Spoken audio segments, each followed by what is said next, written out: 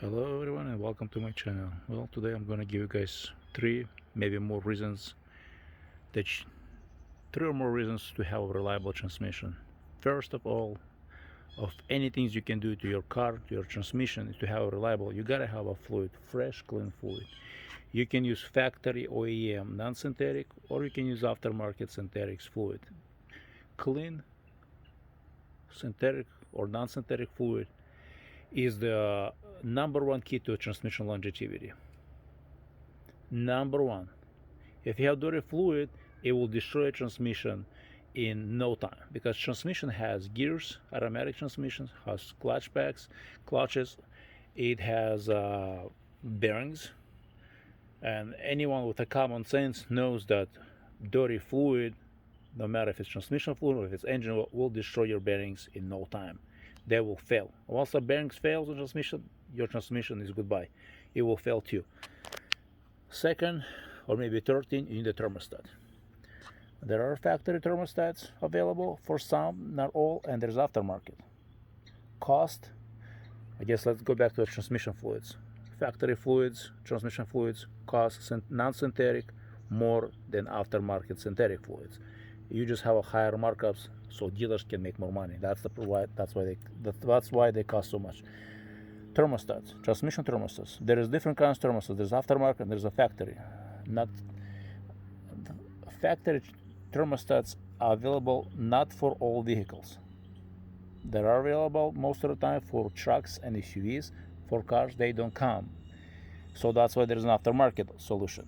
Yes, aftermarket costs less than factory thermostat, and I prefer aftermarket cost and product availability. In this case, as you can see how it mounts to the transmission body itself, transmission case. So in my case, I cannot use aftermarket transmission thermostat. I have to use factory. Of course, it costs like probably at least 3 times more than aftermarket. Transmission cooler. There is so many coolers out there, different brands. It has to be sized perfectly. You know what I mean? Do research. I already did the review on this brand, on Hayden or Hayden, however you want to pronounce it.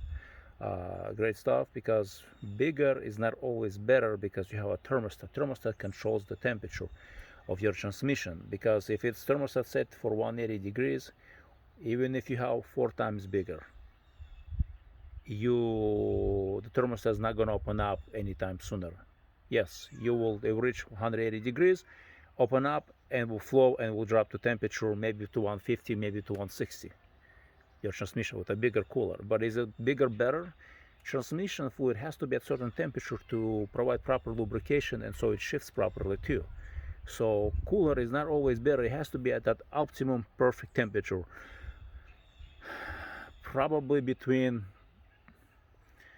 and there's a lot of arguments about this, I would say probably 180 to 200, maybe even 200 is too much. 180 to 190 probably the perfect range for the transmission fluid.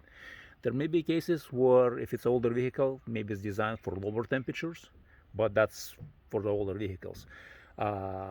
Question is, how do I know when do I need a transmission cooler? Well, to know if you need a transmission cooler or not, you gotta know how hot your transmission fluid gets. Yes, how hot is your transmission?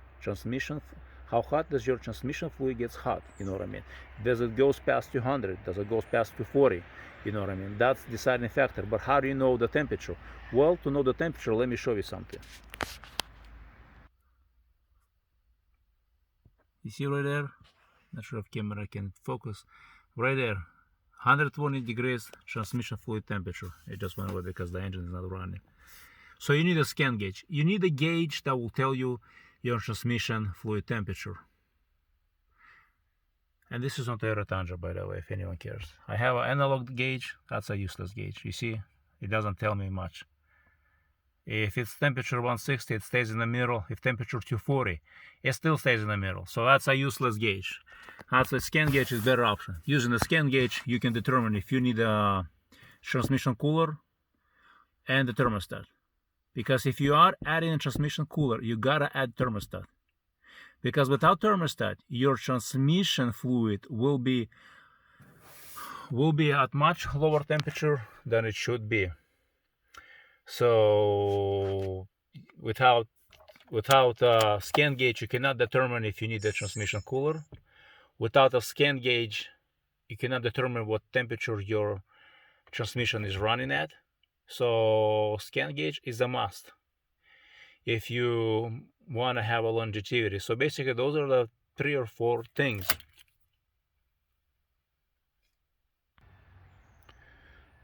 So the scan gauge will tell you the size of the transmission cooler you need and how hot your fluid goes, if you need a thermostat, if you need a cooler or not. If your transmission fluid goes up to past 200 and constantly stays at 200 or more, my recommendation is to use it. Is to add a transmission cooler and to add a thermostat because without a transmission thermostat, your transmission fluid with a cooler will be below normal operating temperature. And once it goes down to that lower range, then you're going to have other issues with your transmission. You're going to have issues with proper lubrications. You might feel shifting not properly, and so on. So the fluid, like I said earlier, it has to be at a certain temperature, and what regulates that is your thermostat, and you need to have a clean fluid, because clean fluid is #1 thing to have for your transmission.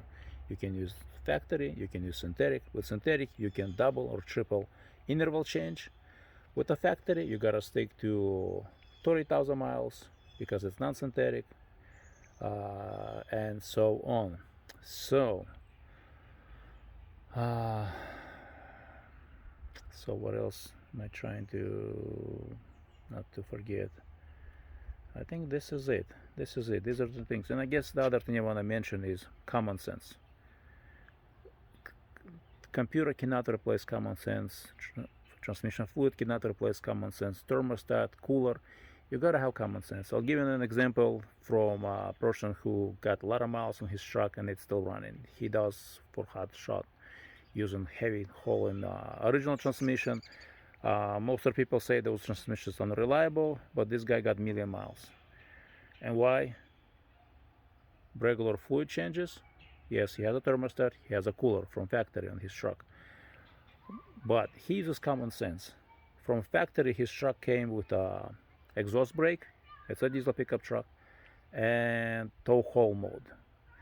What he said, when he puts the truck in a tow haul mode with exhaust brake, when transmission downshifts, it slams, it shifts very hard, so it basically self-destroys.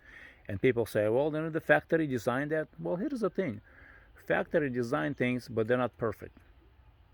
Like I said, you gotta have common sense. Just because factory design, it doesn't mean you gotta use it. Factory design, but it's not always perfect. Why it's not perfect? Because it's designed, built by not perfect people. You heard me right. People are not perfect. That's why the software, the hardware, things are not perfect in the world we live. That's why they fail. That's why they don't always work perfect. That's why you gotta use your own common sense. If it's slams hard, doesn't work the way it's designed, well, then don't use that option. And he said what he said. He's like, I'm not using tow haul mode. I'm just using exhaust brake. If I need to shift, I'll shift it myself. I feel when the transmission needs to either upshift or downshift. So that's the thing. Just because it's there, don't forget, use your common sense. It might not work well because, well, like I already said, it's not perfect. So I want to thank you for watching. Don't forget to subscribe. If you have questions, just drop me a comment. I usually respond to questions in 24 hours. Unless there is something happens in my life that I cannot, then it will be like 48, maybe 36 hours or so. So thank you. Have an awesome day and enjoy nice weather.